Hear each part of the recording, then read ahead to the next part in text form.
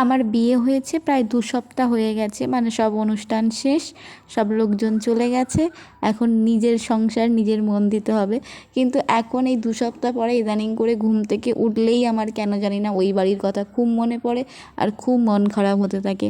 মানে কখনো মনে পড়ে না, ঠিক ঘুম থেকে উঠবো, সে সকালে হোক বা বিকেলে, ঘুম থেকে উঠলেই আমার ওই বাড়ির কথা মনে পড়ে আর মন খারাপ হতে থাকে।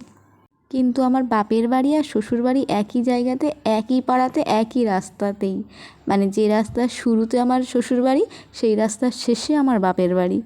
তাও কেন জানি না মন খারাপ হয়। প্রত্যেক দিন অবশ্য বাবা মাকে দেখতে পাই, তার সত্ত্বেও যেহেতু একই জায়গায় বাপের বাড়ি আর শ্বশুর বাড়ি, সেক্ষেত্রে মানে সব চেনা জানা লোকজন আর একই লোকজন, তো সেই জন্য আমার যেন নতুন নতুন ফিলই হয়নি। প্রথম কয়েকটা দিন নতুন নতুন ফিল হয়েছিল, তারপর তো সেই যেই কি সেই মনে হচ্ছে। অবশ্য আমার মামনির দৌলতে মানে আমার নতুন নতুন ফিল হওয়াটা বেশ উনি ধরে রেখেছে। মানে উনি বলে যে তুমি একটু শাড়ি পরো বা শাড়ি পরে থাকো, তাহলে তোমার নতুন বউ ফিলও হবে আর দেখতেও ভালো লাগবে। আমার অবশ্য শাড়ি পরতে খুব ভালো লাগে, সব সময় ক্যারি করতে না পারলেও, মানে সারাদিন পরে থাকতে না পারলেও যতটুকু সময় মনে হয় বা পারি, ততটুকু সময় আমি শাড়ি পরে নিজেকে নতুন নতুন ফিল হিসেবে রাখি।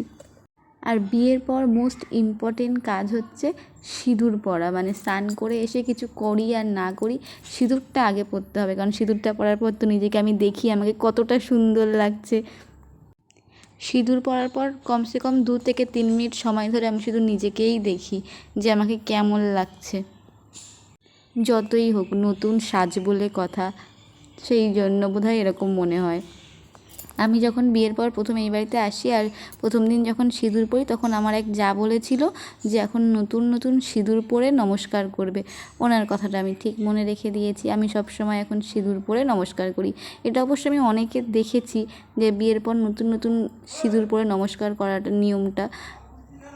এখন নতুন নতুন এইসব কাজ করতে কী ভালো লাগে, মানে সিঁদুর পরে নমস্কার করা, জানি না কতদিন করতে পারবো। আর এটা হচ্ছে এই বাড়ির ঠাকুরঘর। এর আগেও আমি এই ঠাকুরঘরে পুজো দিয়েছি, এটা আমার ছিল সেকেন্ড টাইম। এই বাড়িতে স্বয়ং লক্ষ্মীনারায়ণ প্রতিষ্ঠা আছে আর মা তারাও প্রতিষ্ঠা আছে। আমি যখন ওই বাড়িতে ছিলাম তখন আমি প্রত্যেক দিন স্নান করে উঠে আগে ঠাকুরের পুজো দিতাম।